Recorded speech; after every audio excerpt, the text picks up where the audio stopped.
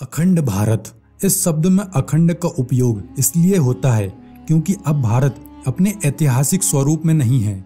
इसके कई भाग जो किसी जमाने में भारत के ही हिस्से थे वे अब बिखर चुके हैं और अलग देश बन गए हैं। जम्बू द्वीप, अखंड भारत, आर्यावर्त, हम अक्सर ये नाम सुनते हैं लेकिन कभी भी इसके विषय में जानने की कोशिश नहीं करते। क्या है जम्बू द्वीप, आर्यावर्त, अखंड भारत और इनके पीछे का इतिहास।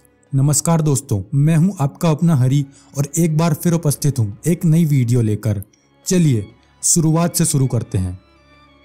मान्यताएं, पुराण, ग्रंथ सब ये बताते हैं कि धरती के पहले पुरुष स्वयंभू मनु और पहली महिला शत्रुपा थी जो ब्रह्मा जी से उत्पन्न हुए थे और सब मानव इन्हीं की संतान है। मनु के कारण ही इंसानों को मानव या मनुष्य कहा जाता है।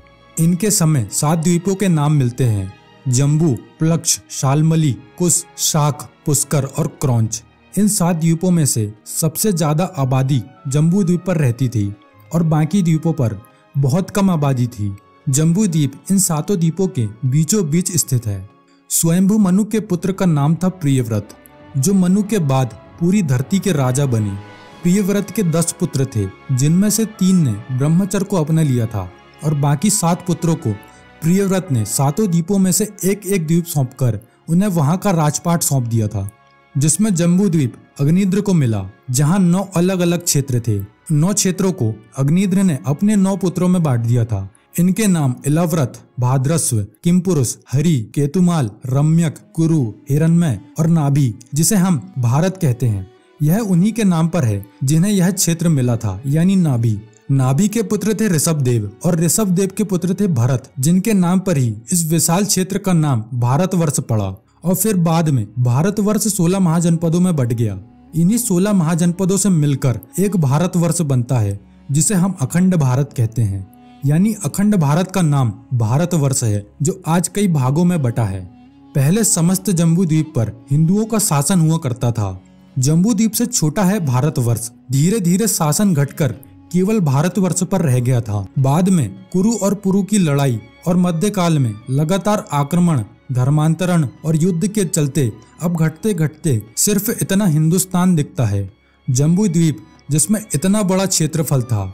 इसके बाद भारतवर्ष और भारतवर्ष के बाद हिंदुस्तान। इस बदलते नाम की तरह भारत का क्षेत्रफल भी घटता चला गया। जम्बू द्वीप लगभग पूरा एशिया कहलाता था और भारतवर्ष में दक्षिण एशिया के लगभग समस्त देश आते थे। आर्यावर्त, जिसके बारे में बहुत से भ्रम है, लोग भारतवर्ष को ही आर्यावर्त मानते हैं, लेकिन आर्यावर्त के बारे में सबसे शुरू में जो जानकारी मिलती है वो है काबुल की कुंभा नदी से।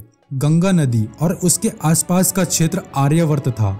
आर्यावर्त का अर्थ है आर्यों का निवास स्थान। चूंकि इसी स्थान पर आर्यों का विकास हुआ था। वेद और महाभारत में आर्यावर्त के बारे में जो बताया गया है वो सबसे प्राचीन है। इसके अलावा जिन ग्रंथों में बताया गया है उनमें भ्रम होता है। ऐसा इसलिए क्योंकि आर्यावर्त की सीमा समय के साथ कम होती चली गई या बदलती गई।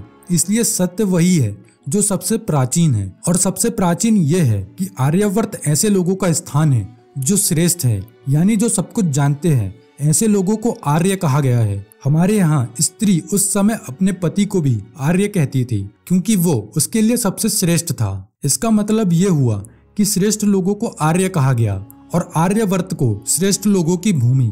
किंतु भारत में ही ऐसे लोग भी थे जो श्रेष्ठ नहीं थे, यानी जो निम्न थे। कहने का मतलब यह है कि जो उस लेवल पर सोच नहीं सकते थे। यहीं से जातिवाद भी धीरे धीरे शुरू होता चला गया। शुरू में जहां लोगों को उनके गुणों को देखकर उनकी जाति निर्धारित की जाती थी, परंतु बाद में यह पिता के आधार पर देखा जाने लगा और लोग एक दूसरे में भेद करने लगे। बहुत से लोग मानते हैं कि अखंड भारत ही आर्यावर्त था, जो भारत का पुराना नाम था। हालांकि भारतवर्ष का एक नाम आर्यावर्त भी है, लेकिन आर्यावर्त भारतवर्ष का एक हिस्सा था। आपने अक्सर पुजारी को पूजा में एक श्लोक बोलते हुए सुना होगा, जिसमें पुजारी जम्बू द्वीपे, भारत खंडे और भारतवर्ष जैसे नामों के साथ हमारे निवास स्थान का नाम भी लेते हैं। यही विधि सदियों से चली आ रही है, जहां जम्बू द्वीप के अंतर्गत भारत खंड, भारतवर्ष और इन्हीं के अंदर आर्यावर्त आता था।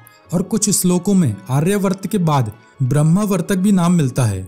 हमारे पूर्वज हमारे पीछे हमारे लिए एक गौरवशाली इतिहास रचकर गए हैं, जिस इतिहास को नष्ट करने की कई नाकाम कोशिशें की गई, संभव है कि जहाँ तक इतिहास स्पष्ट रूप से नजर आता है, केवल उस इतिहास को उन्होंने लिखा, और जिस इतिहास को हमारे ऋषि मुनियों ने लिखा उसे उन्होंने ग्रंथ, महाकाव्य और अलग अलग नाम दे दिया।